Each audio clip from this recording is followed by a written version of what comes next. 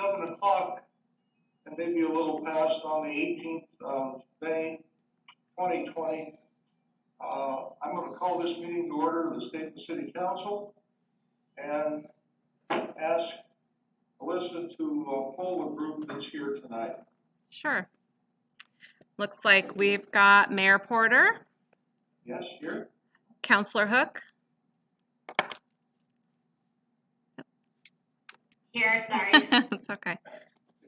Councilor McDonald. Here. Okay, Councilor Mullen is going to be absent this evening. Councilor Ort. She's here. She's muted, but she's here. And Councilor Patty. Here. All right, and then I will just quickly go over staff. I'm Alyssa, and Keith is here to my right, and also so is Chief Friesendahl, and Director of Planning and Development Dan Fleischman is on the call, and Public Works Director Lance Ludwig is here, Jana from the library, and Susanna, Finance Director, is also on the call. So everyone's here that needs to be. Yes. Okay. All right. First thing we've got tonight is a consent agenda that has 2 items on it. April 20th, 2020 City Council minutes and a renewal of Chemeketa Community Regional Library Service contract. So what would you folks like to do with that? Those 2 items. Mr. Mayor, I move that we accept the consent agenda as presented. It's Councilor Patty, by the way.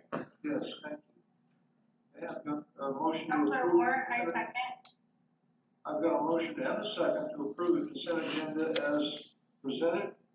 Alyssa, I guess you better poll the group. Sure. Please. Sure. Councilor Hook. Yes. Councilor McDonald. Yes. Councilor Ort. Yes. Councilor Patty. Yes. Motion passes 4-0. Okay, thank you, Alyssa. Next item is a public hearing on ordinance number 1044, extending land use appeals or approvals, excuse me. And I have to read a script, so bear with me here for a minute, and we'll get going on this. Good evening, my name is Henry Porter. I'm the mayor of the city of Stayton and will be presiding over this hearing. This is the time and place set for public hearing in the matter of proposed ordinance 1044, an ordinance relating to approved land use decisions and declaring an emergency. The hearing is now open. This hearing will be conducted in accordance with general hearing procedures of the City Council's rules as modified by the City Council's emergency procedures for the COVID-19 situation. Testimony will only be received in writing and from individuals who contacted the city in advance, indicating they wish to provide oral testimony by telephone in accordance with the hearing notice. The hearing will begin with a staff report. At this time, I would ask if there are any declarations of conflict of interest, ex parte contract, or bias by any members of the council. I hear none, and we are ready for the staff report. Mr. Fleischman. Good evening. Thank you, Mr. Mayor, members of the council. The issue before you is this public hearing and the first consideration of an emergency ordinance that would extend the approval period for land use approvals granted under the Land Use and Development Code. The code, as written, provides that approvals are valid for 1 year. Depending on the type of application it is, they need to either have started construction or get the engineering plan submitted or get a final plat submitted if there is no construction associated with a partitioning or a small subdivision. And failure to reach those thresholds within a year results in the expiration of the approval. The code does allow for the decision authority to grant a one-time extension of up to 1 year if the applicant requests such an extension prior to the expiration of their approval. We currently have 5 projects that have received site plan approval from the Planning Commission that have not expired or have not yet started construction. About a week ago, I got communication from the owner of one of them saying that they are unable to proceed essentially because the bank is advising, the bank has said they won't give them money. Way it was said was they're being advised not to take on large capital projects at this time because of the COVID-19 virus. The project is a restaurant, and obviously the past couple months they've taken a substantial hit to their revenue stream, et cetera. They have already received their one-time, 1-year extension from the Planning Commission last spring, and their approval, absent action tonight or at your June 1 meeting, would mean that their current approval will expire on June 4th, and they would need to go back through the entire site plan review process over again. So the ordinance that staff has put together would extend the deadline for taking action on the land use application for a 1-year period due to the pandemic and the impact it's had on the economy. It would not apply to, it would apply to any land use decision that would otherwise expire prior to January 1, 2021, but has not already expired. It's drafted as an emergency ordinance, will take effect upon enactment by the council and signing by the mayor. You've got in your packet 4 letters that have been received from some of the folks who have approvals that would be impacted by this ordinance. I will note that the letter from Hilliard Ford is suggesting or requesting that the ordinance be amended to provide a 2-year expansion because they think they will not be able to recover and get work started within a year. With that, you've got ordinance 1044 in front of you. I will answer any questions that you may have, and otherwise the recommendation from staff is to enact the ordinance as presented. Mr. Mayor? Oh, Thank you, Dan. Mr. Mayor?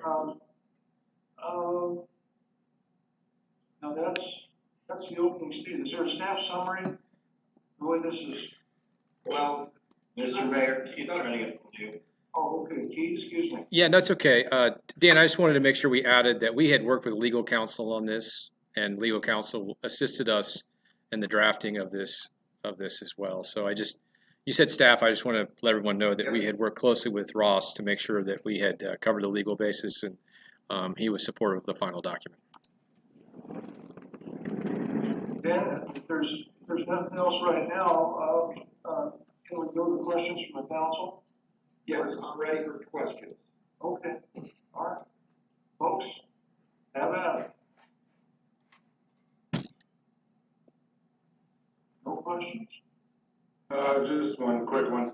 Mr. Mayor, I guess the only question I would have is obviously we don't know when this is all really going to end and what might be happening a year down the road for these projects. We are still potentially have the possibility of extending them further. Yes, should we find ourselves 10 to 11 months from now,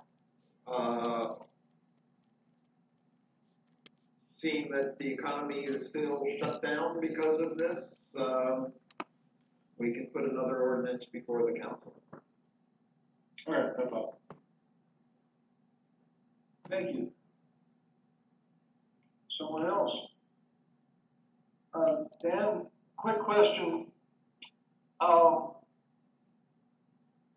Was there anything, is there anything in the ordinance that, well, you've already said it, if we get in the same pickle 6, 8 months from now, we'll just extend these requests and, maybe extend Hilliard's request also. That's kind of left as an open door, yes. Oh, Yes, there's always the option of essentially repeating this action, a year from now. okay, thank you. All right. Someone else?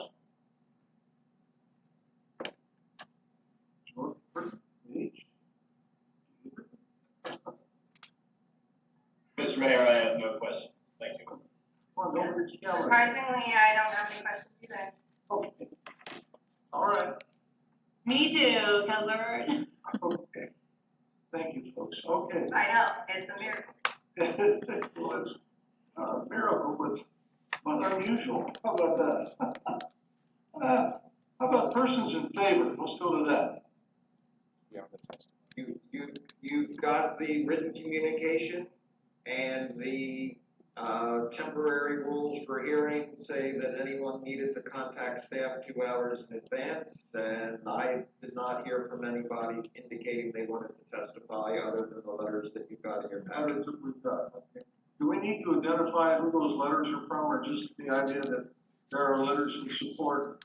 There are, yeah, I mean, we can go through them if you'd like. They're from SON Management, who is the owner of the proposed Taco Bell Okay. restaurant. They're from Paul Hartman, who is the Director of Facilities and Purchasing at Sandy Am Hospital.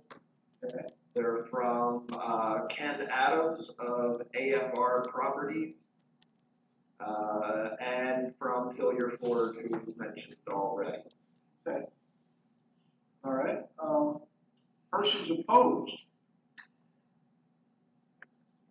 Again, we received no contact from anyone indicating that they wished to testify at the hearing. Okay, thank you. Was there anything from anyone else? Besides other interested parties? No, we did not hear from anybody saying they were interested in testifying.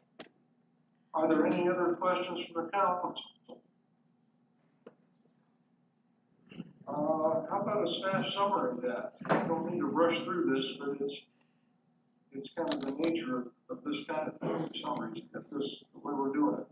Yeah, I don't have anything else to add. The staff report provides you with 4 different options. Approve the ordinance as presented, approve it with some modification, request that we modify it, then bring it back to you, or take no action.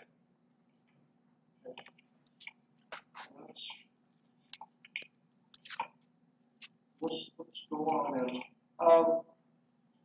Let me go ahead and close the hearing now and ask the council for deliberation. Other thoughts, folks, looking at the options we've got here, what would you like to do? Mr. Mayor, Yes? I would love to, make a motion when people are done deliberating. Okay, all right. Other deliberations?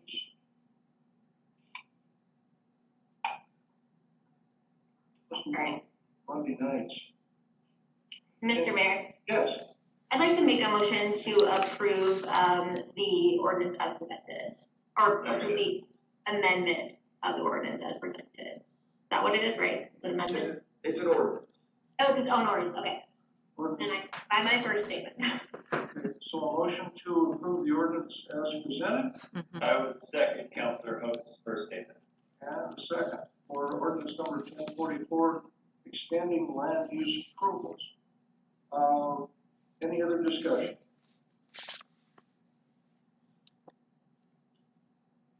If there isn't, Alyssa, would you poll the council on the decision on this, please? Can I actually just say one little thing, really short? I just want to thank you guys for working on this, the city.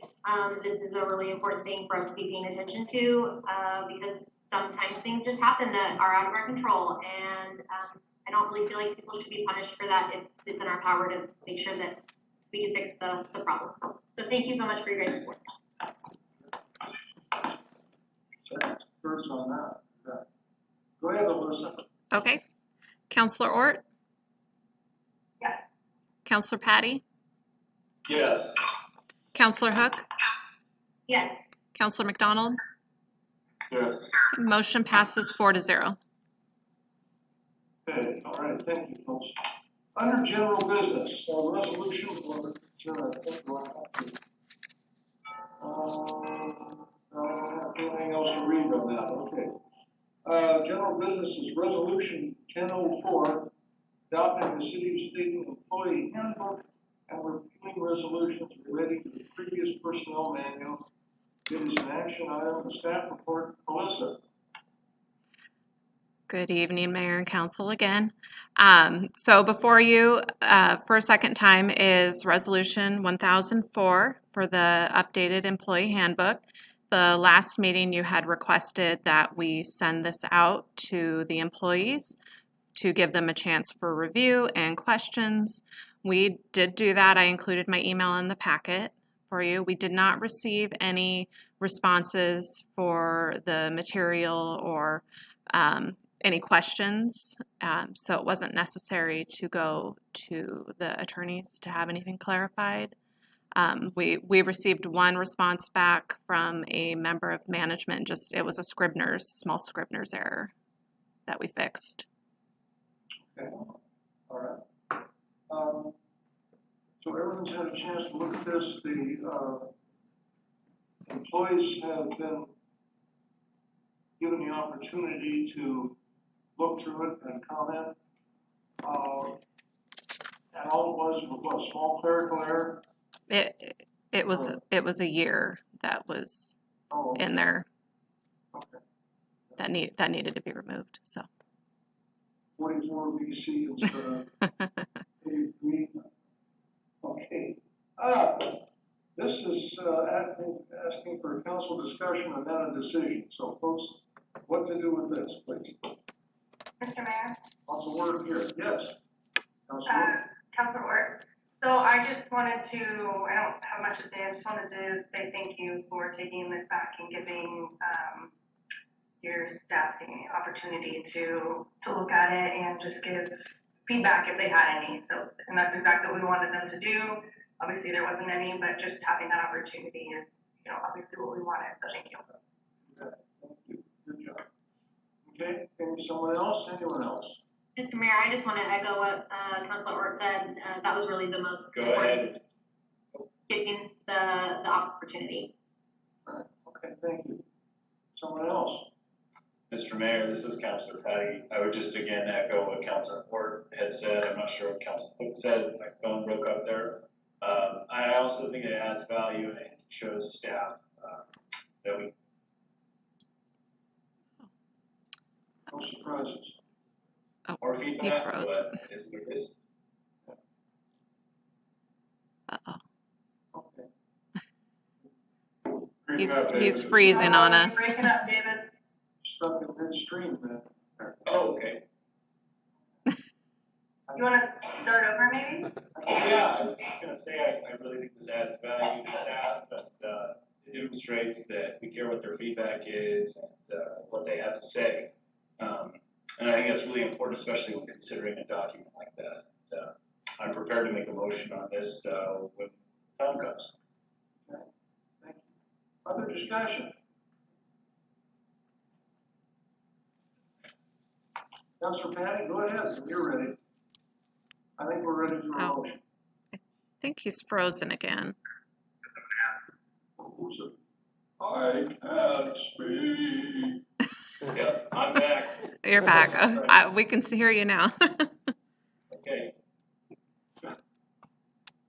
Go ahead. No, I don't know where I left off. Oh. I said what I'm gonna say. We're ready for you to make a motion if you want. Perfect. I wasn't sure if I got that far. So I would move the motion to approve resolution number 1004 as presented. Thank you. Second. Okay. Thank you, Councilor. Motion and a second to adopt or present, pass Resolution number 1004, adopting the city of Stayton employee handbook, repealing resolutions related to the previous personnel handbook. I have a motion and a second. Is there any discussion?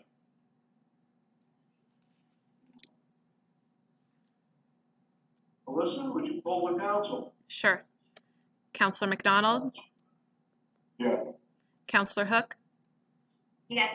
Counselor Patty. Yes. Okay. Counselor Ort. Yes. Okay. Motion passes 4-0. Thank you, folks. Thank you, the real excitement of this meeting. Next item, Business Oregon matching grant for emergency assistance to small business. Staff report, Mr. Fleischman. Good. Thank you. This is an item that was brought to the council's attention last week during the budget committee meeting. Due to the timeframes involved in the necessity to submit a proposal to Business Oregon, that proposal has already been submitted. But should the council have any objection to the staff having taken that action, this is your opportunity to let us know, and we will notify Business Oregon that our application is withdrawn. But in summary, on Monday, last week, we received notice that the state had allocated $5 million of state funds to match local appropriations for funding assistance to small businesses impacted by COVID-19. I have included in the packet the request for proposal that came out from Business Oregon. Staff reviewed it. We chatted among ourselves, and I had in my budget projected unspent funds for contract services that were intended for implementation of the economic development strategies that you all adopted last summer, that due to a variety of reasons are likely to not be spent this year. We have submitted a proposal for $25,000 of local money, which will be matched, if successful, will be matched by $25,000 from the state to provide a $50,000 fund to provide grants to businesses. In our proposal, we have said the businesses must have a physical location within the city limits, and they must have no more than 15 employees. The state's program sets a cap at 25 employees. We looked at the mix of businesses in the city that have been impacted. We consulted with the Chamber of Commerce. They were very supportive of the idea of limiting it to the smaller businesses. Those are the reports we're hearing, is that it's the very small businesses that are, one, most at risk, and two, have been unable to avail themselves of other sources of financial assistance during this emergency. The state's rules require that the business show that they've been prohibited from operating by the governor's executive order, or that they have seen their revenue cut in half in March or April compared to March or April of last year. They may not have received any federal assistance under the Payroll Protection Program or the idle loans grants that are available through EDA. The state rules say they have to have their headquarters or principal operation within the state. As I said earlier, we propose that they must have a physical location within the city. Again, the proposal was submitted to the state this morning, and as I said, I consulted with Carmel at the Chamber of Commerce, was sent to key members of Revitalize Downtown Stayton's Economic Vitality Committee while it was still in draft, and due to the short time frame, we needed to take action before you were meeting again. So this is, if you feel this is not a wise choice to be spending city money this way, this is your opportunity to let us know, and otherwise, giving you two options. And as I look at my staff report, I see a gaping typo where I must have hit cut instead of copy. But they either indicate approval of the submission of the proposal or to indicate your disapproval of the submission and request that we withdraw the proposal, which we will, if you choose that option, we will do tomorrow morning. With that, I'll answer any questions you may have. Thank you, Dan. Like I said, this is probably the most exciting thing on the agenda this evening, and maybe the most exciting thing we've heard for quite a while. The subject of lively discussion at budget hearings. I can't imagine why we wouldn't go forward with this, but let's hear from you folks. Go ahead, somebody, everybody, just not at once. Mr. Mayor? Yes. I just have a question. If this, I'm very supportive of this. I'm very glad we're doing this. I have a question. If a physical location, just for the viewers, if a physical location includes food trucks. That's an interesting one. Dan, follow on that, or? I hadn't thought about that at all. My initial reaction would be, in the case of food trucks, if the operator is a resident of the city. But I guess if their primary location that they operate is within the city of Stayton, and they're not, in Salem 4 days a week and here 2 days a week, then I don't know. I guess I leave that for you all to decide. I hadn't thought of that question at all in writing this. I was really thinking of brick and mortar businesses. I have a follow-up question for that. Sure. Go ahead. Do we have like a bunch, Dan, do we have a bunch of people that are signed up with like the vendor, like as a vendor in Stayton? Is it like a long list of food trucks, or is it like a short list? I know that they The number of licensed food trucks. I'm not involved in that licensing, so I don't know how many. I can look to see how many there are, but I'd be surprised if there's more than a dozen.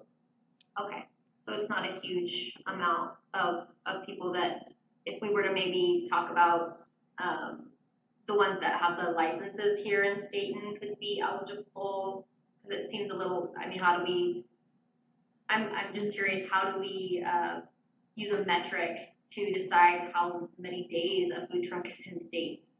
I'm a little concerned that might be an issue.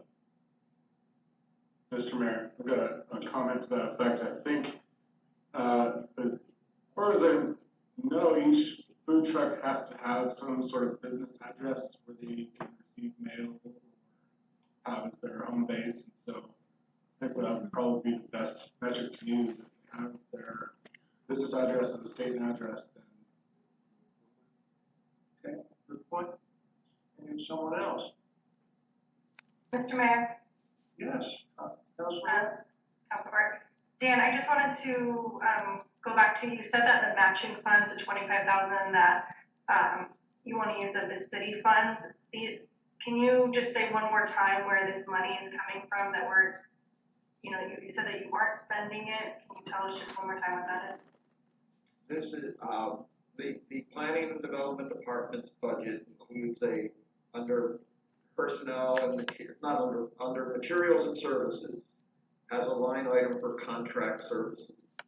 Last year, as we were writing the budget and making a proposal to the budget committee, those funds were envisioned to be hiring consultants and to be used as match for grants.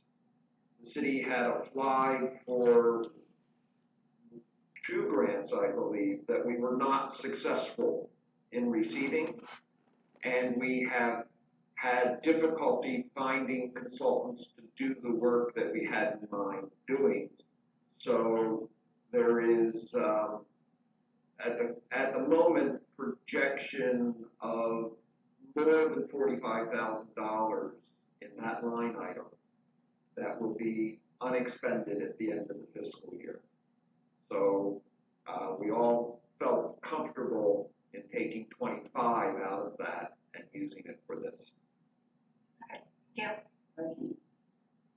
Mr. Mayor, Yes. I'd like to try to ask a question again. So as far as this policy that we're, these grant specifications, I noticed that the program itself only requires that the business have 25 or less people. However, we have specified 15. Could you kind of explain why we've done that way? Dan, please. We came up with that in order to try to assure that the funding would go to the smallest and most likely the most vulnerable businesses. I did reach, as I said earlier, I reached out to the Chamber of Commerce to see what her reaction would be to doing that, and she was fully supportive. Saying that it is the smallest businesses that are hurting the most. Yes, I would agree with that. Okay, so then the other question I have, just for the audience and other counselors, would be, how are we accomplishing stipulation that particular effort must be made to reach business owners who are members of historically disadvantaged population groups, such as people of color? So I had a conversation with the Business Oregon staff person, Melissa, I'm forgetting her last name, that's in the RFP, as I just had some general questions about it, and she actually raised the issue before, it wasn't even on my radar to be asking about it, but she said, first of all, that they recognize that there's a lot of diversity in Oregon's communities in regards to how much diversity there is in the community. So that in many particularly smaller rural towns, that there is not a lot of people of color and disadvantaged people in business, and that they will be expecting us to tailor our efforts of outreach to reflect the community that we have. We don't have business organizations to reach out to other than the chamber, but we will be working with the chamber. We will particularly try to identify women-owned businesses. I try hard to maintain a list of the businesses that are in the community. Without a business license, we don't have a mechanism to really do that. We don't always know who the proprietor's name is and contact information. But for, I would guess, 3/4 of the businesses, I've got a spreadsheet with owner's name and contact information. And we will, as the request for proposal requires, we will get information out to folks that we can identify as being a traditionally disadvantaged population to let them know before everybody else knows. So that kind of goes into my final question, Dan. I was just going to say, how are we going to fulfill the requirement to market in advance to those communities? So, and also maybe perhaps having these things in Spanish might be a good move at some point here as well. Yeah. That's all I have. I just wanted to ask those questions for the benefit of the council. Keith already answered some of them. Thank you, Dan. Mr. Mayor? Yes. Councilor? Thank you. Dan, how are we going to get this information out? Because like you said, we don't have all the addresses or business names. So which way are we going to be marketing this? I will be relying on Alyssa to get the word out by all of the ways that we get the word out on Facebook and Instagram and the city's webpage. We will be asking the Chamber of Commerce to spread the word, and she is more than willing to do so. And Revitalize Downtown Stayton will be spreading the word to their list of contacts and people. Also, I will get an email out to all of the businesses in the city for which I have an email address. Thank you, Dan. Mr. Mayor. Mr. Can I Mayor. just I just want to follow up real quick. Councilor Hood. I just wanted to echo, Councilor Patty's, suggestion of having it in other languages. Just the information. We will make an effort to do that. The city does not, I believe, have somebody retained for translation services, but I'll work with the chief and I'll work with folks in the school district that we've used before. Thank you. Mr. Mayor. Yes, go ahead, Councilor.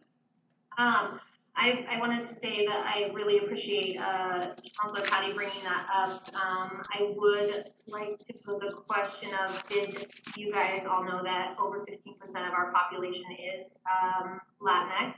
So we do actually, I know of a few business owners that are, of a minority group. And so I really hope that, we can somehow find outreach. If there's a way that I can be of service, please let me know.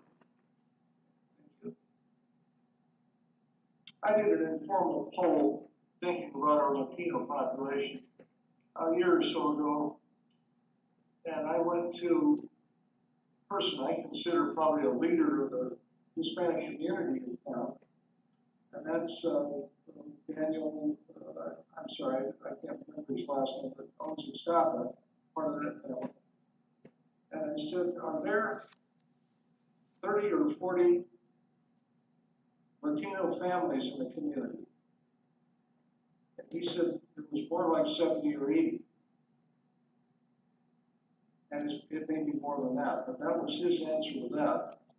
And I haven't talked to him since, but that was a kind of outreach. I'm wondering, a quick question here while I'm on board. Dan, what are the timelines on this state grant? How long do we wait before we make a move? I do not know when they expect to make an announcement. They are requiring essentially that all of the money be spent before the end of the year. Since that's only 6 weeks away, I would expect that we will probably hear from them before the end of this week. Okay. So we can move toward identifying recipient groups and all this contact information. We should do that soon, if not immediately, right? Yes, that work is already underway. Okay, thank you. All right. Someone else?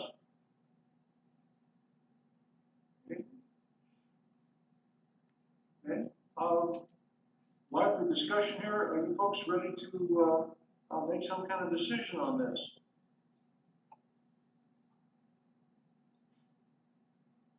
So I'd like a motion on it. If you could. Okay. Somebody. Councilor. I move that we approve, as presented. Second. Restate that again, Councilor. Well, hey, what did you say there? You approve? I move that we approve as presented. Oh. I don't have the number in front of me, so. Okay. Approve of submission of the proposal. Yep. Yeah.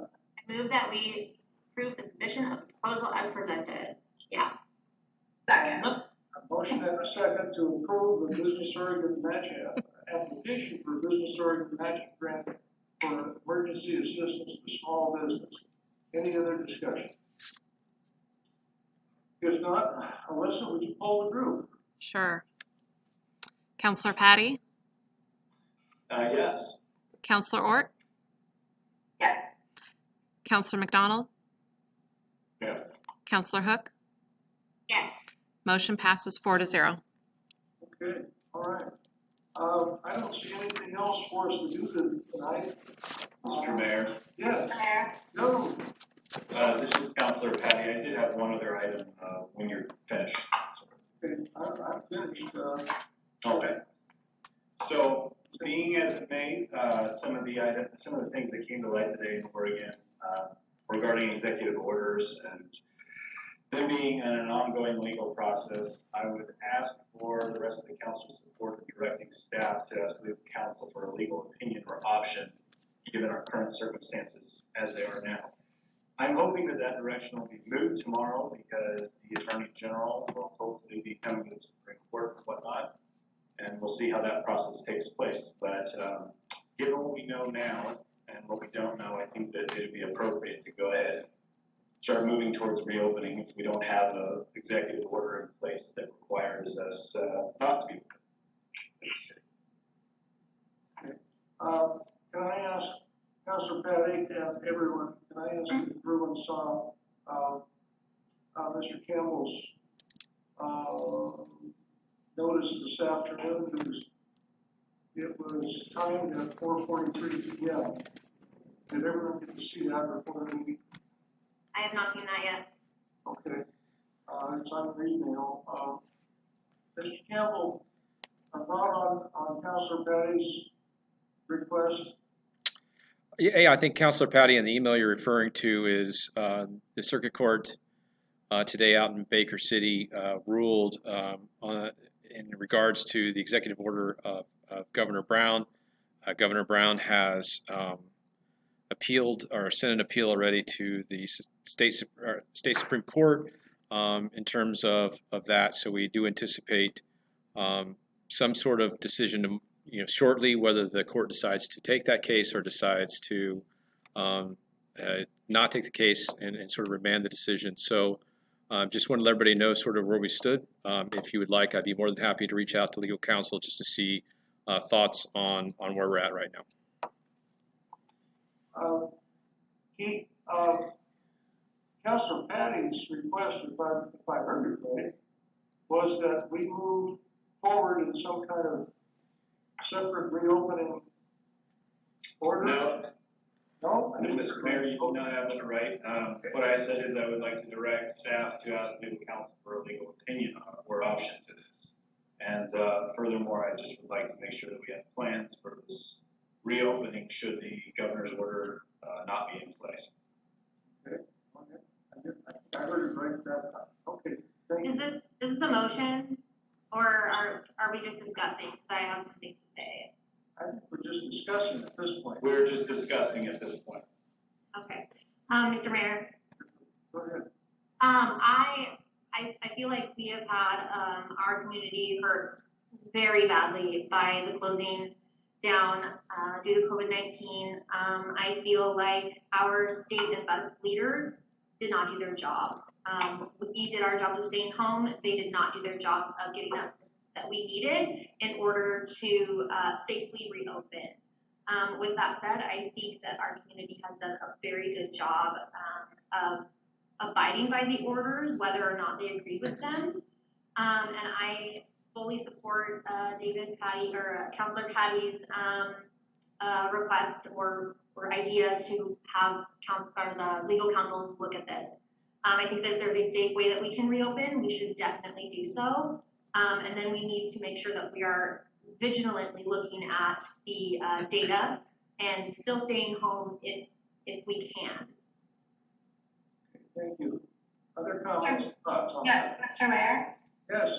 I like the idea of asking legal counsel. However, the governor's order has already been extended further than it should have been, and so we've been under an unconstitutional order, and we've had our parks, library, and every other city building closed because of these orders. I don't think that it's necessarily fair for us to deny residents their constitutional rights when the order has been null and void.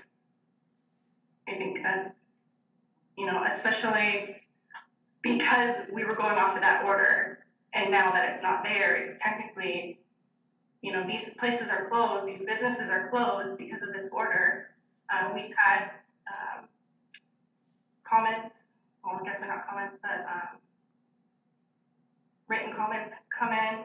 One of our citizens says, even if a few days worth of income for businesses would be extremely helpful, and people can choose to go out or stay in, as well as businesses can choose to open or not, that is important for us to do. Mr. Mayor, Yes. go I ahead. had, what Councilor Hort said, I, agree with her, and, I think that what I think that I want to get out of this legal counsel, discussion is, you know, just what can we do this quickly first off? I think that needs to be a very fast discussion that we're having, with legal counsel, because, moving on this quickly is super important to the livelihood of our residents. But as Councilor Hort was saying, you know, right now, people are able to reopen because of this judge's ruling. And so therefore, the ones that want to open, they're going to open. But our response as a city, we need to make sure that we're not going to flip-flop back and forth and then close down and again and confuse everyone. So I feel like we need to have that legal counsel, discussion with legal counsel, so that we can make sure that we're making a good decision that's backed by someone who knows the law. Does anyone else think we should just wait and let the Supreme Court rule on that Baker Court decision, which will probably happen tomorrow or the next day? We think happen tomorrow or the next day, but we don't know that. No, of course not. We have our own jobs to Mr. do. Mayor, Yes. Mr. Mayor, the judge in Baker County specifically did not rule in favor of the stay because he said that it wasn't necessary. It was already way past the order time, and that was up for the Supreme Court to decide whether or not it was going to be the order was going to stay. But in terms of, I mean, if we keep these places closed under the guise of an unconstitutional order, then we could possibly set ourselves up for lawsuits ourselves because you're denying our residents their constitutional rights. Okay. Mr. Mayor, Yes. in line with that, I would just like to ask Keith, are we enforcing this order that has been deemed unconstitutional, or rather null and void? And I'd like to ask Keith that question. Is this something that we're actively enforcing right now? I would like for legal counsel to really be here. This is a situation where they're not. I've emphasized this again. I would caution about the lower court's legal ruling. We've talked about this with staff. There is still legal recourses to go. That's why I would strongly advise counsel to direct us to ask our city attorney and to provide the guidance to you to do this, whether we agree or disagree, personally, professionally, privately, whatever it is. At this point, the best advice really is to say, what is the legal course? This isn't uncommon in other things as this goes through the legal system for people to watch until it reaches a point of kind of the end game, if you will. We know this isn't necessarily the end game, so I think that's the best course of action in terms of what would be the proper way forward. So I will, as soon as this meeting's over, go send a message, if I am directed to legal counsel and ask him to give opinions. I think that's the best course of action right now. Thank you, Keith. At this time, I would like to direct you to, and I'm asking for the council's support on that. Mr. Mayor, can I just say one more thing before we go on? Absolutely.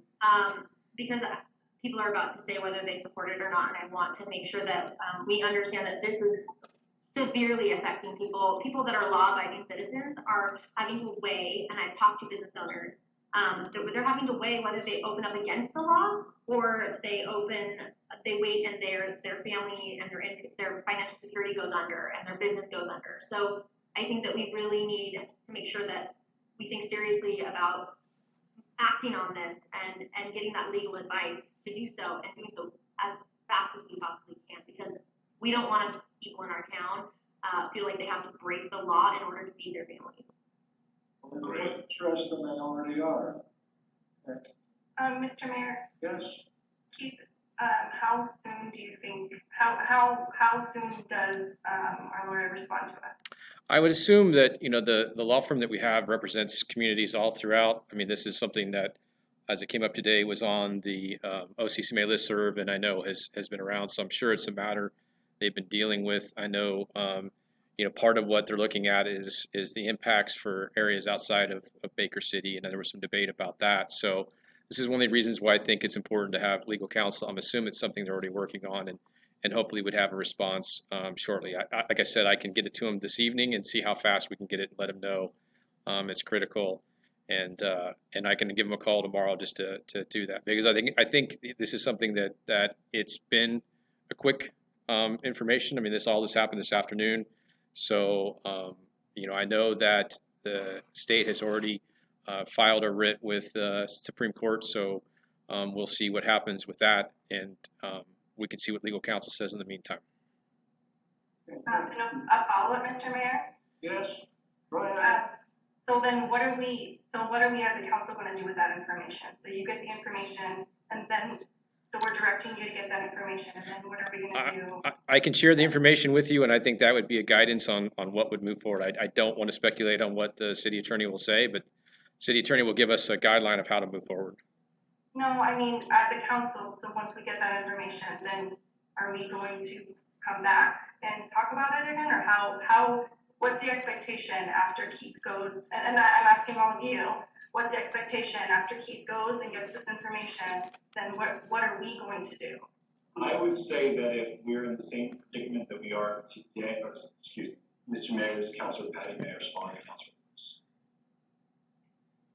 Go ahead, respond. Thank you. I was just gonna say, if we're in the same predicament today, or excuse me, tomorrow that we are today, then that's a different conversation, of course, but at this point, I'd rather just see what happens with the Supreme Court. I'd like to see what Ross has to say, and, I think that if, again, we're not getting answers, we should schedule some kind of emergency meeting for action here, based on whatever Ross' information is. Keith, are you in agreement on that? I am in agreement on that. I mean, I think it's hard to speculate on what he may or may not say in terms of a future action, but I think the council, once they receive the information, can decide what course of action they'd like to take, and we can move to make sure that happens. Fantastic. I don't want to wait on this either, Councilor Ward. I just want to put that out there. Mr. Mayor, Yes, go ahead. I think to answer Councilor Ort, she was asking about what we expect. I think that in the best scenario, best case scenario, if we can get an answer back from legal counsel, I think that we should call for an emergency meeting in the event, because I think we have to do 24 hours notice. I think we should call for an emergency meeting this week, preferably either tomorrow or the next day, to make sure that we can address this issue, whether or not we actually get the legal counsel to say yay or nay, we should or shouldn't reopen, or what avenues we should go about for that. But that would also give us time to wait until the end of day tomorrow to figure out if the Supreme Court has made a ruling. I don't know if my computer just went away, but okay, anyway, to see if the Supreme Court has made a ruling. But I don't think that we should wait on scheduling an emergency meeting, because this is something that we do need to address. Either way, we need to address it. We need to give our citizens, our residents answers that they're looking for. I like that. Mr. Mayor, Yes, Ben? I would support the questioning of legal counsel as well, specifically two questions of liability. A, liability for the city, if we go ahead and tell people they can open, and then the state comes down on them with some sort of fine or repercussion.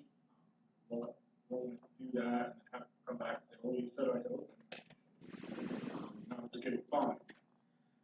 What sort of liability is there? And then also, what sort of liability is there for businesses if they open with whatever level of safety precautions they have, and then people end up getting sick at their locations? Stuff like that. So those two questions of liability for the city. It's called the long game, Ben. Mr. What happens down the road is. Right. Okay. Now, Counselor, somebody? Mr. Mayor, Yes, ma'am. Counselor Hook, I just wanted to share with you, when I talked to one of the business owners, in town, they have a very robust plan for, sanitizing, mask use, hand sanitizer, only allowing, certain people to come in, that have an appointment, and they'll come get them from their car. So, I mean, I think our business owners are taking this very seriously, and, I agree with, Councilor McDonald, but I just wanted to share that the conversation that I did have was very positive, and it made me feel, really good about it should make all of us feel really good about the efforts that our business owners are willing to go to so that they can reopen, in whatever capacity that they can. Anyone else? Just a comment here. Anyone else down at Safeway on Sunday afternoon and watching the masses wander around that store? And you can provoke a fight by saying, what, you don't like masks? I'm wearing one because I'm kind of old, and the first time in 2 months I've been down there. And you provoke a fight by saying, what, you just don't care about anyone else? And you get responses like, well, I just don't believe it. Oh, okay. So that's a Sunday afternoon adventure at our local Safeway. Mr. Mayor? Yes. Yeah, I think that we should also make sure that we're looking through a lens of some people don't have access to masks. Personal protective equipment has been really hard for people to get. I do want to encourage community members to please reach out to me if you do need a mask though, because my mother has been making masks like crazy for free. So if you guys are needing, I know there's a lot of community members that are. So if someone is needing a mask so they can go out, please contact me and I will try to work out a way to get somebody a mask from someone in the community that's making them.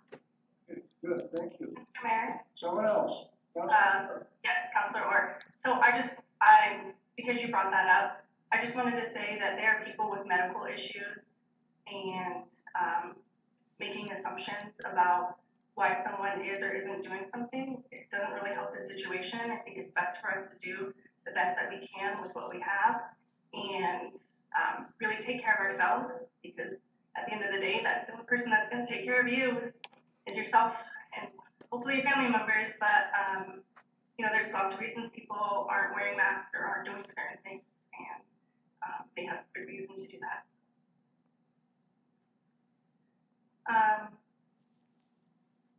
So you already have a motion, Councilor Patty. It's not really a motion though. No, it's just staff direction by consensus. I can make a motion if everyone feels more comfortable with that. I would, if we make a motion, I hope that it includes the 24-hour notice for an emergency meeting is all I'm asking, to make sure that whenever we hear back from the lawyer, that we get that out to the community in a meeting style and make a decision. We do it by consensus. So I guess I'll go ahead and just say that I would move to direct staff to ask legal counsel for legal opinion or option on this matter. And that if the Oregon Supreme Court has still not agreed to take this case, that we have an emergency meeting based upon whatever findings we get from Ross. That would be my motion. Okay. Is there a second?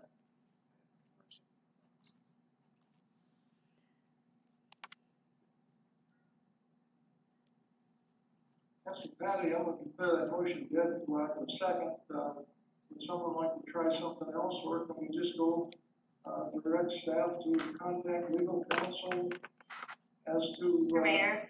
the legality of the governor's orders pending the Supreme Court ruling? Mr. Mayor? Yes, question? I'd like to make a motion that we direct staff to reach out to legal counsel regarding this issue, and whether or not the Supreme Court takes the case or not, I would still like to have an emergency meeting called either tomorrow or the next day, so that we can take whatever information we do have, bring that to our residents, and make a decision on whether we're gonna act on it or not. So you want an emergency meeting, either Tuesday or Wednesday at 7 o'clock, to decide, the city's course of action on reopening, is that a fair restatement? Yep. I mean, that's good. Is that okay? I think that encompasses it, as long as it hits the points of Well, that's the, staff talk to, that's the issue.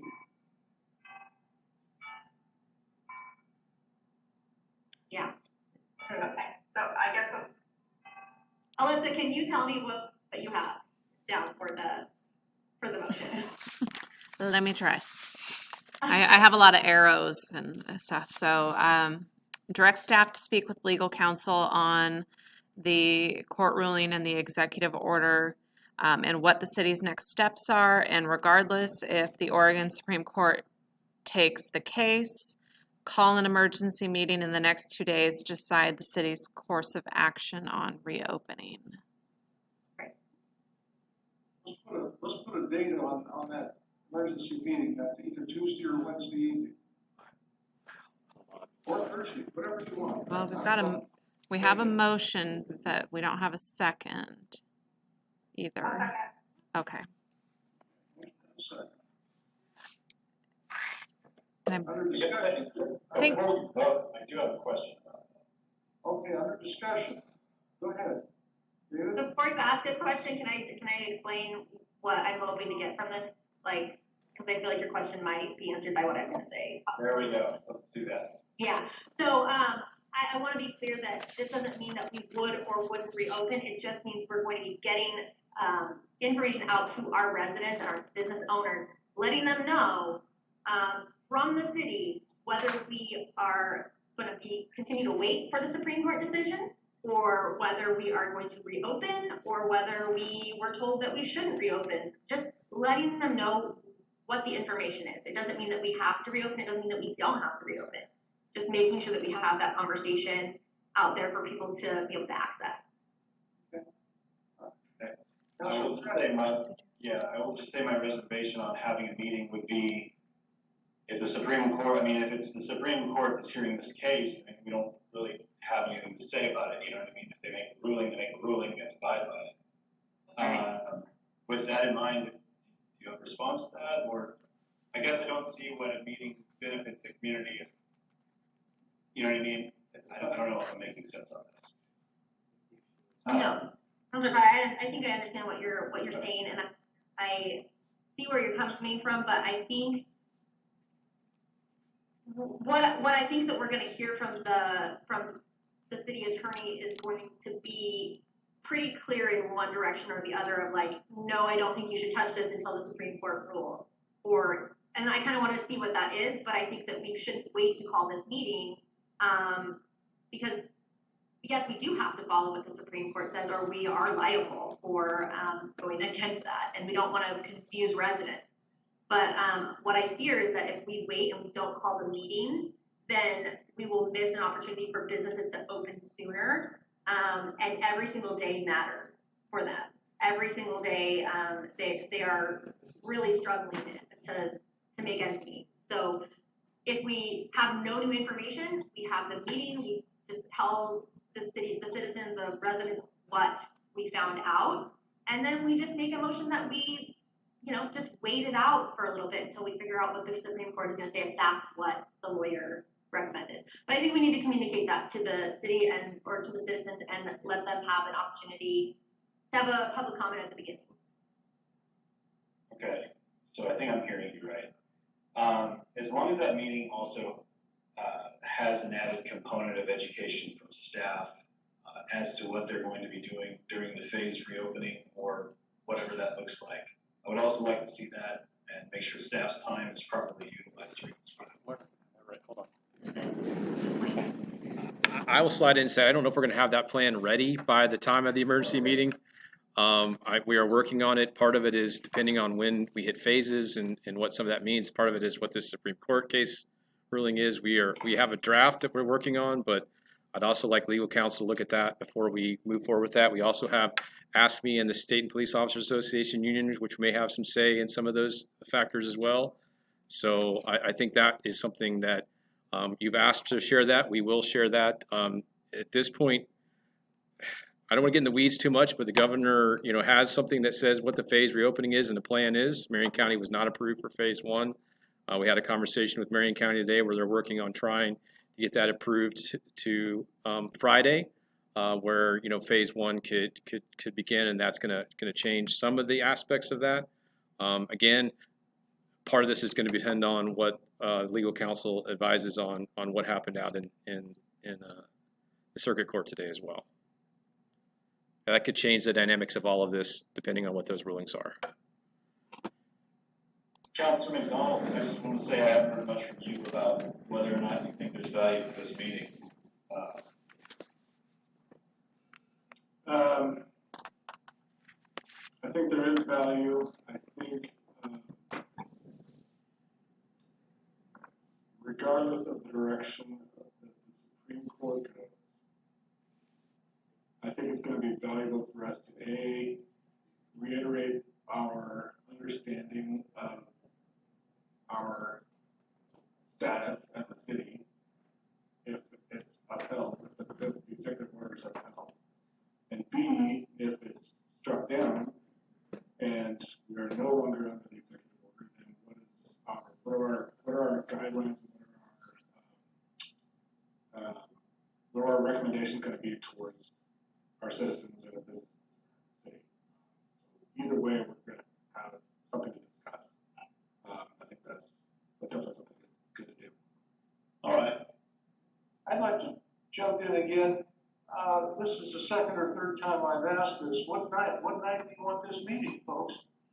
If we have to give 24 hours notice on public meeting. If it's an Just pick a date. emergency I meeting, don't you care don't. when it is. Wednesday? No, it's not in the motion, but I kept asking, just a nice thing to know. When do you want to meet? 24 hours I did. when we get the. I looked it up. Oh, Let me get it. I got it on my phone here. I looked up what the emergency. So a special meeting is 24 hours notice. Emergency may be held upon such notice as is appropriate to the circumstances. And so, That'd be a legal counsel decision. yeah, it'd really probably be up to legal counsel if we call it an emergency. So, Mr. Mayor? good. So what constitutes the difference between the special and the emergency? That's the legal counsel. that's the part we would ask the legal counsel on. So, Mr. Mayor, my vote would be for, if you said we can call an emergency meeting on it, then tomorrow night we have the meeting, and then if we need to wait the 24 hours, then obviously we wait till Wednesday. But if we can have it tomorrow, then we can have it tomorrow and you can give us that information, then I vote for tomorrow. Are we under the impression that the Supreme Court is going to have a decision tomorrow? No. They're gonna move really fast on it, but probably not by tomorrow, but I don't think we should wait on this anyway. I think what we're expecting is the governor has already filed a writ with the Supreme Court. The Supreme Court would then put the ruling. They would put a stay on that ruling until at such time as they can. That's what the anticipation of what's going to happen is going to be. So I would be surprised if the Supreme Court would take the decision without putting a stay on the previous order. The Supreme Court could also decide not to review it, which would then, my understanding, again, we need to look at how Baker City ruling applies to the state as a whole, because initially it had to deal with religious organizations, and there were some additional rulings on that. But we'd have to see how that applies to us, and that's where legal counsel could do that. But I would expect we would hear shortly from the Supreme Court, since the governor did ask for an emergency intervention on the Supreme Court.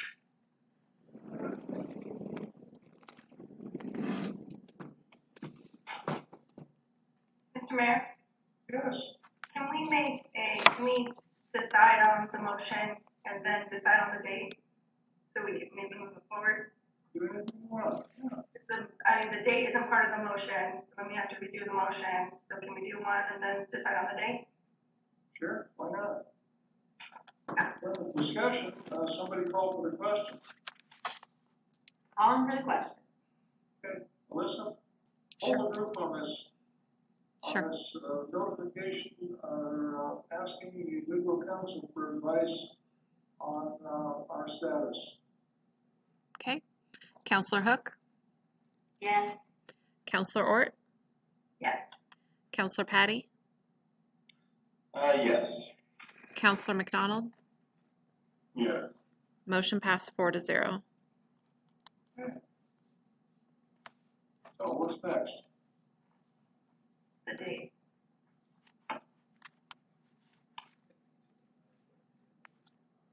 Who wants tomorrow? I am good with tomorrow. I think we can have a conversation still that's very valid, whether or not we have a ruling from the Supreme Court. Is that if we can have the emergency meeting, Alyssa? Right. Yeah, I mean, that's going to Right. really hinge on that because we're less than 24 hours at this point from 7 o'clock tomorrow. So, And that we can get a response from legal counsel as well. So I mean, there's a Mhm. couple of things that it's banking on. That might not happen. I mean, we could schedule it as soon as we're able. Yeah, I mean, that might be the easiest is as soon as we're able, we'll schedule the meeting. First, If we can yeah, do it on- tomorrow, we'll do it tomorrow, but if we're unable, we'll just keep in communication about it. So the intent expectation is tomorrow, possibly Wednesday. If possible, yeah. Okay. If we have to do the 24-hour notice, Wednesday would be the soonest. It's just really going to depend what we hear and when we hear. Yeah, Mr. Mayor, Yes. I would just ask that, city staff come as well prepared as they can for questions about, next steps, even if they can't give, like for sure answers, like, just, I want us to be able to have a conversation, and maybe even get a look into what your guys' ideas are for reopening based on other, information that you've gotten thus far. I feel like this is something that councilors should be heavily involved in, so that the accountability isn't just on city staff, it's, you know, also on the elected officials, because that's what we were voted in for, was to make decisions like this and be held accountable for them.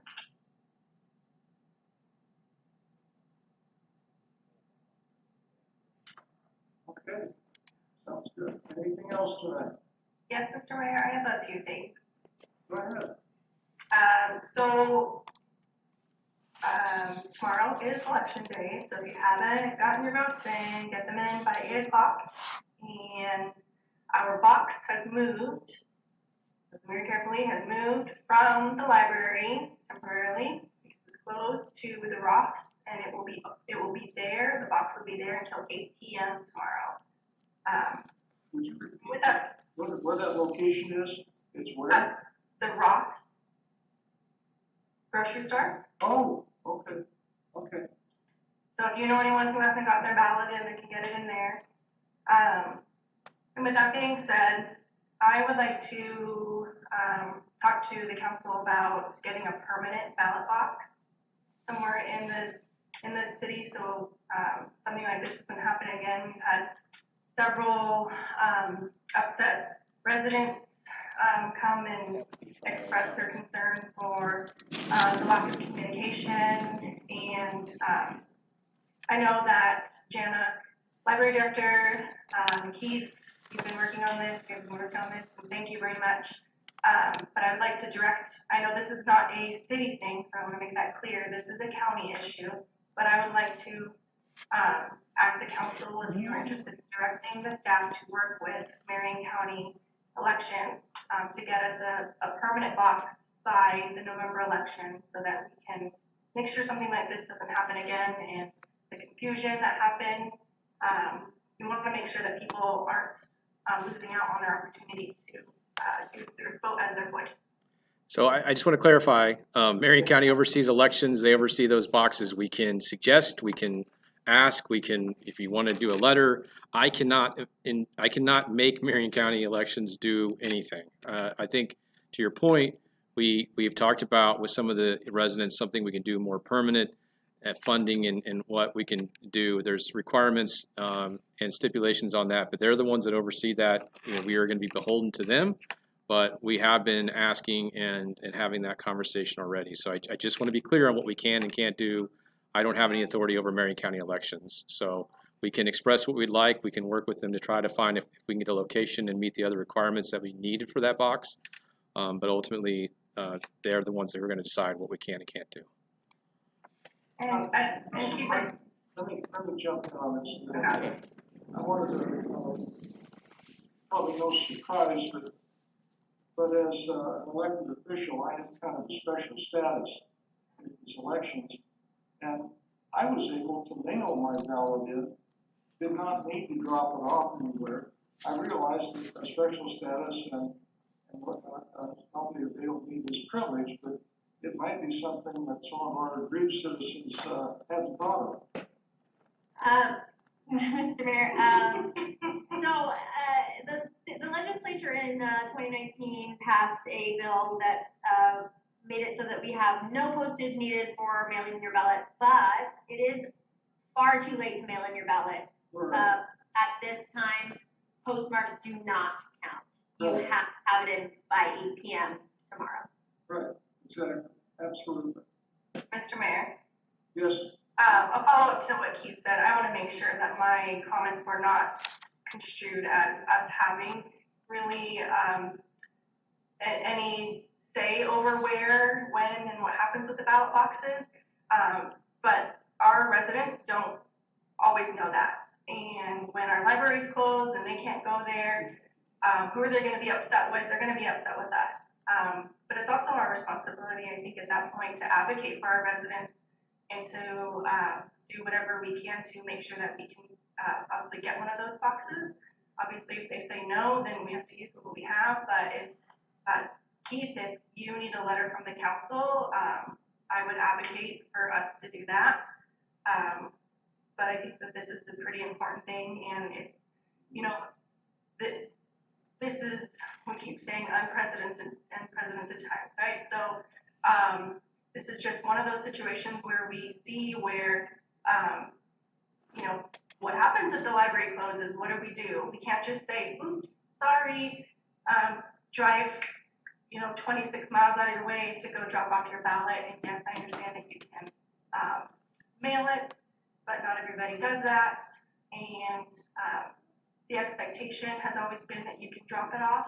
And so people have that expectation and suddenly it's not there.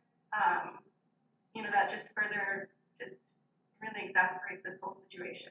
And so I'd like to make a motion to do whatever we can necessary to get us a permanent ballot box.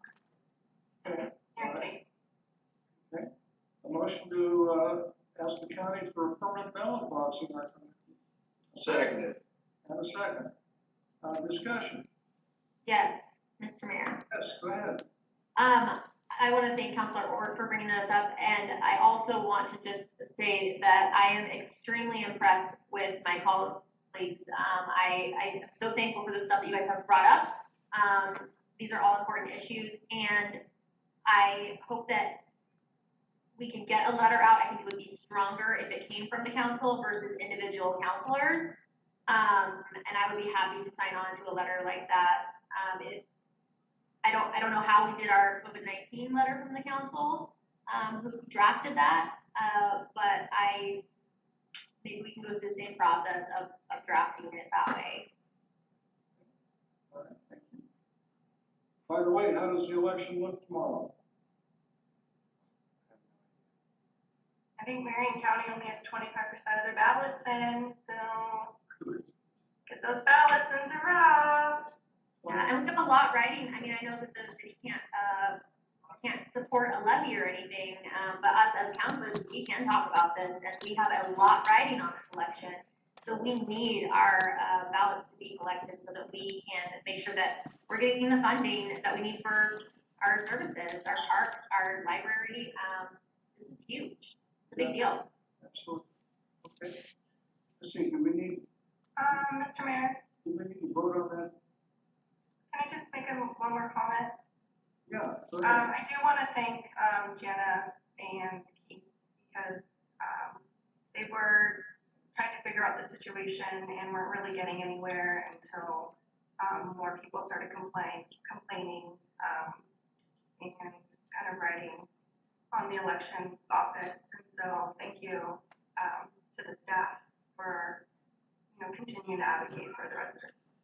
Okay. Are there any other comments or discussion before we ask for a vote on the permanent ballot box in the community? Okay. I just want to thank Councilor Orr for saying that to the staff because I wasn't aware of that involvement. So it's really cool to hear that and have that brought forward so they can be recognized for the good work that they are always doing. Okay. Melissa, go ahead and hold the council on this one, please. Sure. Counselor Hook, Yes. Counselor Ort, Yes. Counselor McDonald, Yes. Counselor Patty. Yes. Motion passes 4-0. Is there anything else tonight? Yes, Mr. Mayor, I have a couple more. Okay. You stay here all night, I don't care. I know. Hey, I didn't have anything to say during during your other hearing, so. Saving it. Okay. We are blessed by silence, right? Not anymore. Okay, so, I would like to have a discussion and see if there's any way that we can, to have some verbal public comment put back into our meetings. I mean, we have, I don't know, we're on several different governmental calls where we're getting information and they have question and answer, periods, and I know we get these written comments, but I think that there's something to be said about having it on the record, having it on the visual and audio record of people coming to the council and voicing their their concerns or issues to us. And so I just wanted to talk about if there's any way that we can add that back in. If this is something that we're going to be doing, like how long are we going to be having these Zoom meetings? I know that we do not have to have public comment, and I understand that, but I think that it is a critical part of our meeting, and continuing to advocate for the community really only happens if we can hear from them. Again, I understand we have this written comment, but for the viewers at home, no one knows what this says. So that's my spiel. I would agree with Councilor Ort. I am a huge fan of public comments. That's no secret to anyone. I feel like there could be a way that we could do that. If people did the same thing that they're doing now, only they're signing up beforehand, 2 hours before to make the public comment. That way we can get them an invite to the meeting, so we don't have to put the meeting information out on the internet and have the possibility of Zoom bombing happen. So I know that you guys are gonna have comments about it, but I'm with Councilor Ort on this. So I guess I just want to remind everyone that these rules were written by your city attorney and recommended by your city attorney until such time as it was safer to do this. So we followed the guidance of the city attorney. This is what numerous other communities are doing. I understand there may be some frustration, I think, when you talk about different phases and what that means, with being able to have more people that could open up. There's going to be challenges even with that, assuming the governor's order stands. Making that assumption right now, but even in phase 2, there would still be limitations on public comment. That's one of the real challenges. I've had numerous conversations with your city attorney who has strongly advocated for what we have in place for right now. I think you can ask Chris Mullen as the council president to reach out and have further conversations, so it's just not always staff, but I think that's what I wanted to say The rules were drafted by your city attorney and are still in place because the city attorney recommends that they do so for public safety as of now. I understand the frustration, but I think until we get to a point where we can have, robust, even right now, with social distancing in place, it's really limiting what we can do. We can fit basically 7 chairs in here right now with our current setup. It'd be challenging even at 25 people. So I think we can have more conversations with the city attorney as we start to move forward, but the rules were put in place based off exactly his recommendation. Okay, I just am getting a notification here at 8:27 that the Oregon Supreme Court just ruled, the governor's emergency order to protect the health and safety of Oregonians will remain in effect statewide while the court hears arguments in this lawsuit. So that's just a little update for you guys. It's from the governor's office. So, Anything else to speak? so let's go back now. We made a motion to have the city attorney look at this. I'm going to ask, do you guys still want to move forward when this has happened? I can still get legal advice, but right now the legal advice is going to be until the Supreme Court. I'm not a lawyer. I don't claim to be, but I can say definitively with as much confidence I can state that your city attorney is going to state at this point we need the Supreme Court to move forward. So the question is, do you still want to move forward with a legal advice, and do you still want to move forward with another meeting? And that's why I wanted to bring that up, because I just saw it, and it kind of changes the game a little bit. I personally agree that legal advice is probably gonna be exactly what the Supreme Court just ruled. I would agree with that. I would like to hear Council Ward's thoughts though, because I know that, this is a thing that she's been really involved in trying to get the things reopened safely. So I know she's been heavily involved in that, so. I mean, obviously, with the Supreme Court is saying that they're going to stay the order, and there's really not a lot that we can do. Right, it's unfortunate.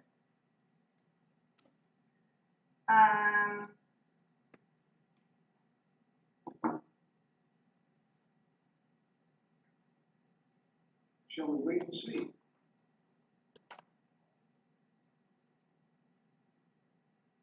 I guess we're just gonna have to wait and see then. I mean, they're really, you can like it or not like it, or, whatever it is, but, that's what it is, so. We obviously didn't anticipate that at 8:29 p.m. that was gonna happen, so. I am in agreement with, previous comments. They need to. Yeah. So I think maybe right now we probably have to make the motion to not have the city staff contact, the city attorney regarding this and not have an emergency meeting. But I would still like us to make sure that we cover having an emergency meeting should the Supreme Court rule this week, or next week. I'd still like to make sure that we have that, like they have the go ahead to have that meeting still go forward as an emergency meeting should legal counsel say yes. And we hear from the Supreme Court that they don't. If that makes sense, I know that was a little confusing the way that I said it. I apologize. I just want to make sure that we don't let, just because we got this news, we don't let it slip through the cracks if the Supreme Court hears all the arguments tomorrow and make their ruling tomorrow, let's say. Not likely. But if they did, I want to make sure that we still have it in place, what we need to have a meeting, and lift our restrictions officially if we need to, or keep them in place if we need to. I just want to say really quickly, this situation has been fluid and dynamic. Staff has been, really engaged. So, we're trying to stay involved with all of the meetings, from the federal government to local governments to the LOC to Marion County. So, I think there's a lot of questions. So just understand that this is what we're spending our time on right now is the fluidity of this situation, and just trying to make sense of it all and stay in step with expectations, but also to try to be forward thinking and prepared for as much as we can. But it has been a very fluid and dynamic situation. I know just for my own self that it's been really hard to keep up with everything, so I thank the city staff for being on top of that and being involved in all of those meetings. I've been to a few of them on the phone, but there's a lot of information changing all the time. So where are we with regard to directives to the staff? Hold off. You know, they did this wait and see, which is probably the smart move. The court's going to rule either to sustain the governor's order or overrule it. Either sustain the order or sustain the circuit judge in Eastern Oregon. Mr. Mayor, Yes. I feel like the next course of action might be just to for us to make a motion first to just rescind or reverse our motion from earlier, and then make a second motion for whatever we want to do after that, so it's not confusing. Okay. I just want to make sure that that's in council. We don't want to be too confusing. Yeah, I just want to make sure that like council agrees with that. That's a good course of action. Okay, so, a motion to rescind, go ahead and state a motion that rescinds our previous action. That's the word though. Is that the right word for that? Like when you're Yeah, that's a good one. okay, all right. Mr. Mayor, I would like to make a motion that we rescind my previous motion regarding emergency meetings and contacting our legal counsel. Seconded. That's a good one, yeah. A second? Motion and a second to rescind Seconded. the motion, previous motion asking for,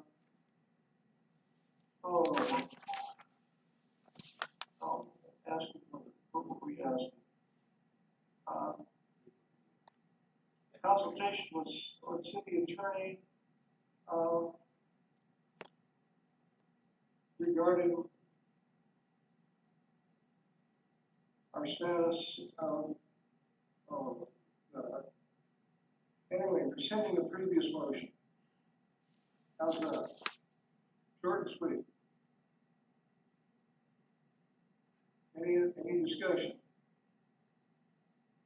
Just that I hope that we come forward with another motion to at least prepare us to have an emergency meeting when the Supreme Court does rule.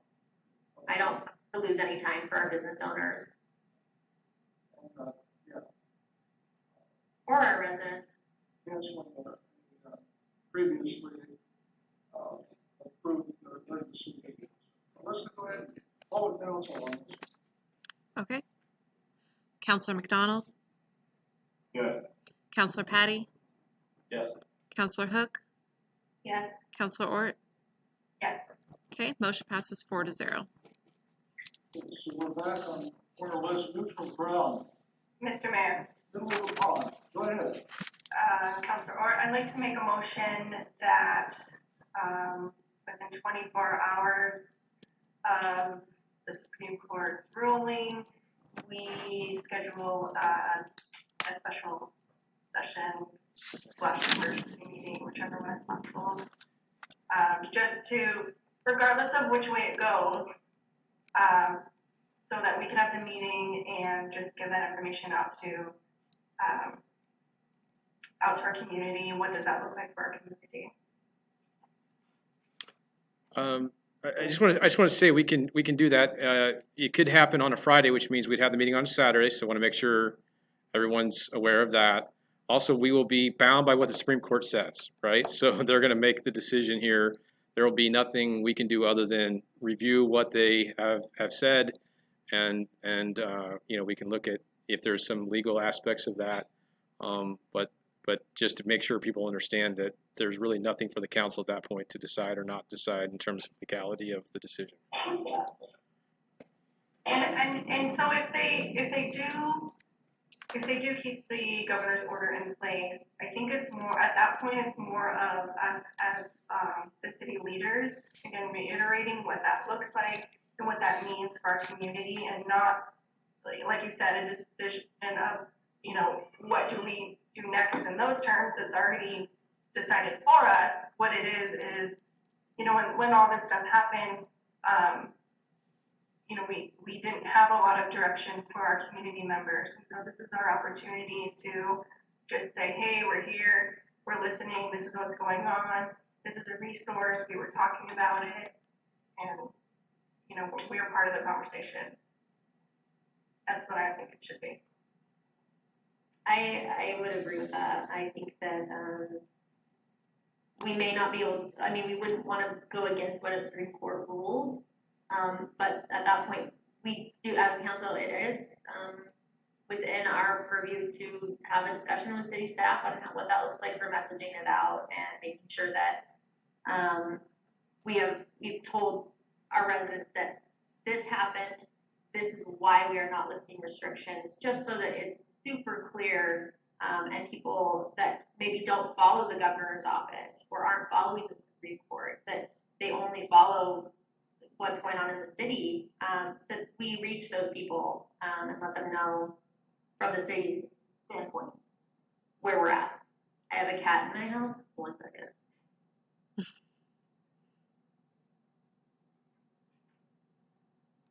These are your city leaders, community, and we want to talk about it. We're going to spend a lot of time talking about what all this has meant for us in the last couple of months and what it's going to mean in the future. And we're going to take turns putting our pretty faces out in front so that you can see what we look like and what we sound like and see if we make any sense. Now and again, we will. And we're giving it a good effort. Is there anything else to see?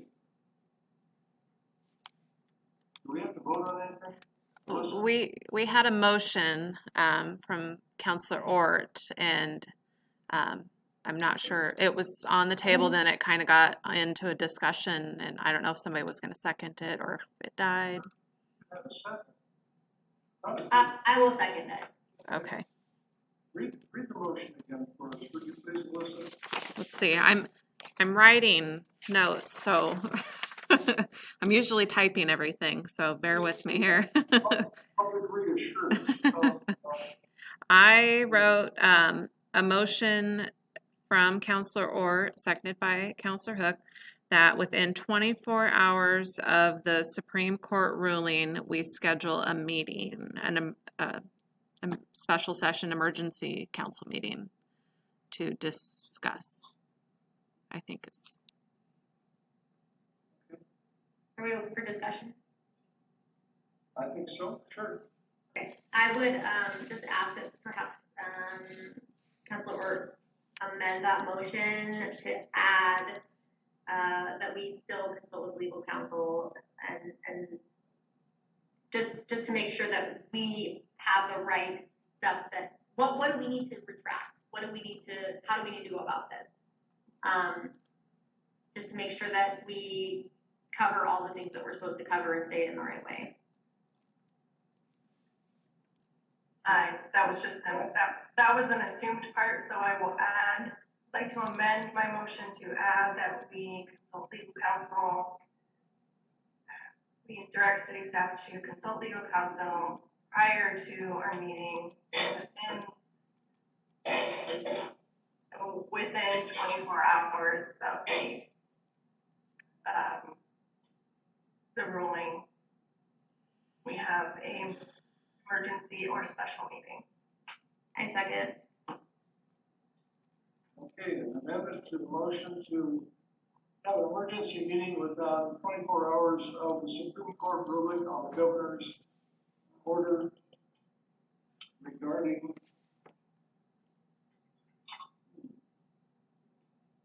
the coronavirus 19 statewide restrictions. I just need that Discussion. Mr. Mayor, this is Councilor Patty. Go ahead. So, just so I'm understanding this correctly, are we scheduling this meeting to have city staff inform the community where we stand on restrictions? Is that what I'm getting from this? Or- You and I are gonna do it. We're gonna inform the community on what the restrictions are. Okay, We need to be seen and heard. Mr. Mayor, Yes. I think that we're forgetting that also some of these restrictions, like, they're like, our parks are closed. We have, construction tape around our parks. We should probably, give some guidance saying that, yeah, if the Supreme Court, is ruling that they stay, that we reiterate, yes, this means our parks are still closed. Yes, this means, that the things that we as a city have put down, or put in place, that we, let people know that they are still in place. right. Or And other- Mr. Mayor, Councilor Patty again, I would just go ahead and state that I can see this being accomplished through an announcement, saving a lot of staff's time, because I feel like that's better directed at other places so that we can prepare to open up our city to the residents and everyone, so they can play on our parks, enjoy our pool, enjoy our library. That's where I'm coming from. Alyssa, is there any other discussion? If not, read that, amendment to the motion.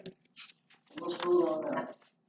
I have another thing to say, Mr. Mayor. All right, go ahead.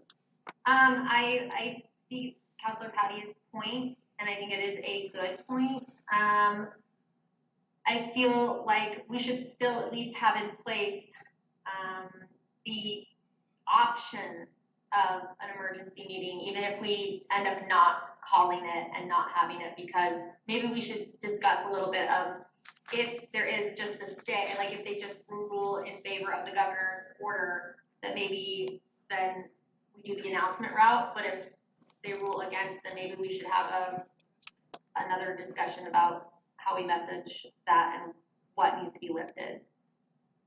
Like, what all does that entail? Okay. Alyssa, read that amendment again, please. Sure. The amendment was to direct staff to consult with legal counsel following the Supreme Court ruling prior to scheduling the meeting.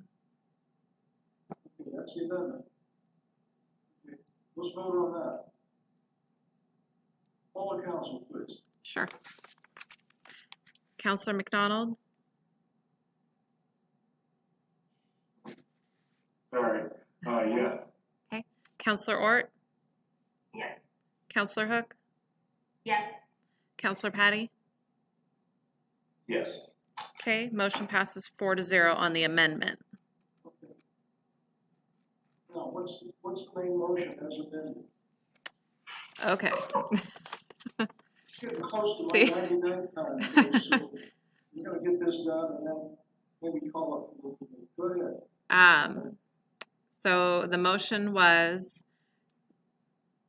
when there is a Supreme Court ruling that staff is directed to consult with legal counsel and schedule a meeting within 24 hours. Did I capture that?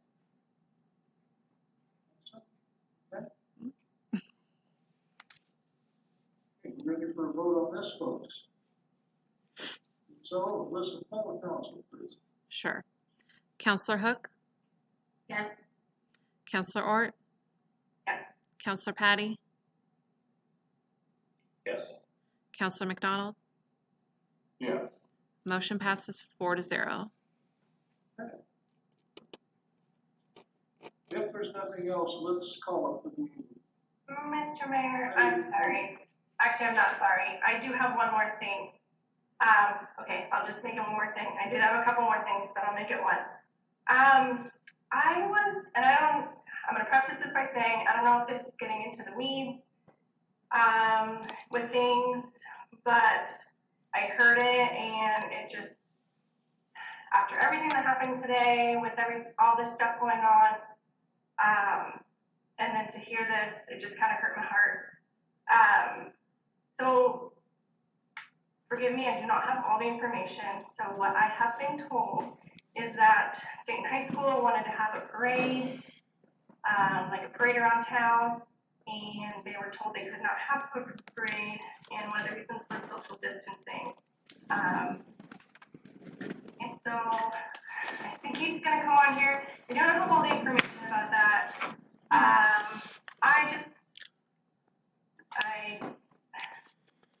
It's just a little frustrating to me because I don't understand if you're using the example that social distancing, then we probably shouldn't have had private jets fly over the hospital. There was quite a crowd that congregated over by the hospital in order to watch that. I was there, but everybody stayed within a respectful distance of each other. And I would hope that we could expect our residents to also stay within a respectful distance, social distancing on sidewalks. I know that other communities are doing things, and these kids have had a lot of stuff taken away from them.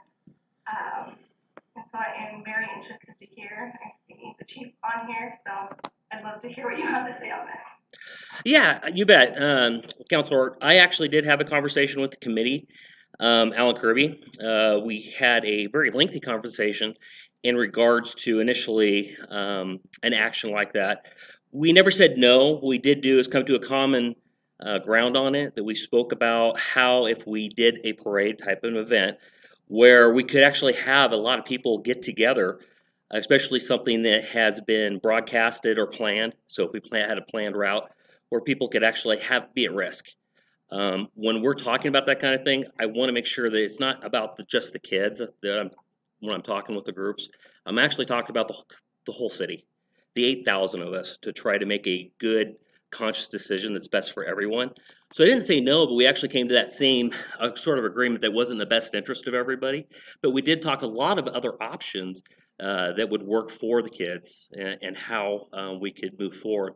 I even shared some documentation from the Department of Education, who worked with Oregon Health Authority on how to do graduations, and other documents. So we've actually been trying to work with them. It was actually long. I've also had another conversation with Regis High School too, in depth, again, probably a 34-minute conversation here probably 2 weeks ago, with ongoing conversations about what those things will look like and how we can actually keep ourselves as a whole, the community, safe.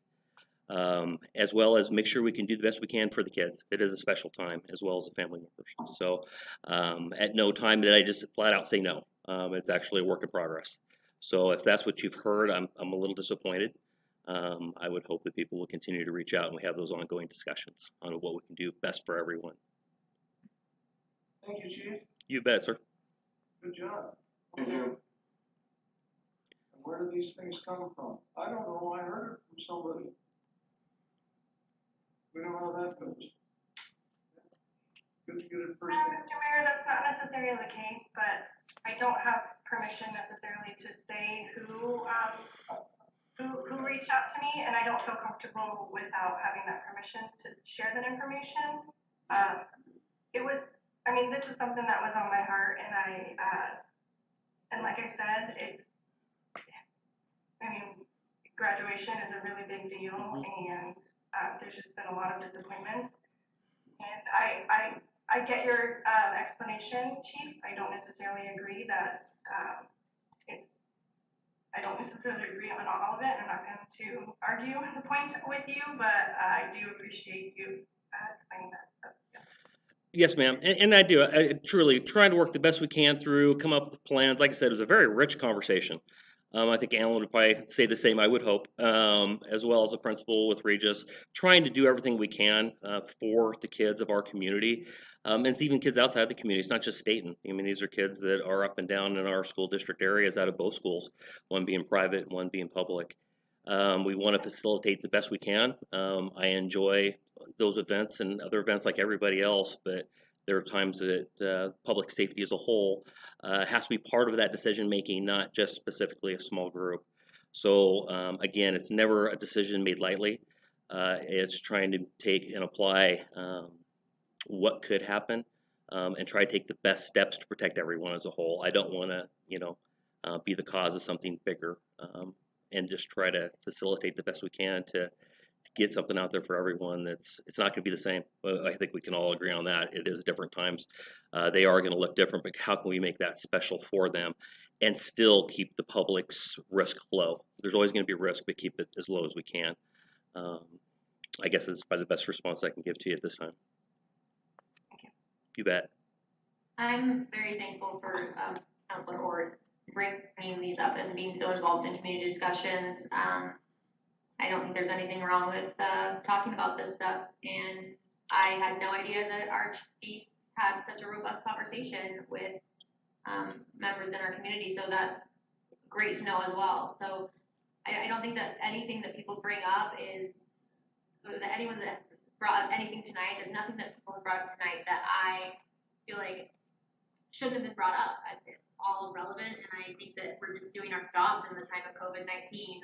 All of us are dedicated, city staff and counselors, and I know that the mayor, he's hunkered down in there for health reasons like the rest of us. So I just want to thank everybody for all the work that they're doing, because we can't all focus on all the topics everywhere. And so it's really nice to know that we have different people in our community working on different issues. So thank you very much, Jordan, or Councilor Ward, for that. And Chief, I just wanted to, and Mr. Mayor, if I may, I just wanted to follow up and say, I did not have a lengthy conversation about it. I was not given any negative, there was no negative about it. It was just a statement that was made. And so I just wanted to, I had it, like I said, I had it on my heart to talk about it because it just made me really sad. It's a kind of national language. It's happening all over the country. Hundreds of thousands of young people disappointed that Mr. Mayor. twist their lives have taken. It's not just here, so it's a point well taken. Yes. Yeah, Mr. Mayor, just a quick announcement. I don't want to take any more time than we have to. There is a group on Facebook right now called Adopt a Senior from Stayton High Class of 2020, and I encourage you all to check that out so that you can adopt a senior and perhaps make one person's life a little bit better who is impacted by this. Oh So, my God. I encourage you all to take a look at that and promote it. Is that again? That is Adopt a Senior from Stayton High Class of 2020 for this listening. Good. All right. Thank you, everyone, for robust discussions tonight and some decisions. And moving forward, thank you all. Let's go home. I am home. Let's quit for tonight. Good night. Good night. Thanks, everyone.